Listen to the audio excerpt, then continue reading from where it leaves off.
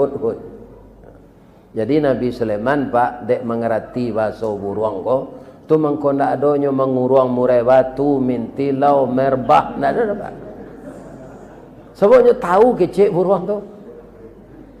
Awak dek ndak tahu kini bahwa li burai matu 2 juta apa Quran dalam sangka. Pagi bunyi sore bunyinya. Apa itu aja de mau na buruang dek. Ya kan? Padahal menyumpah ya wak teman.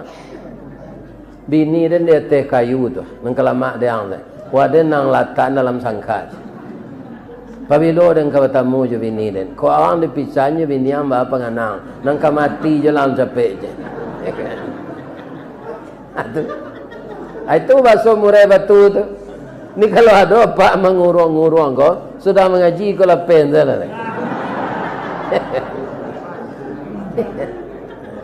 Dia sumpah ya.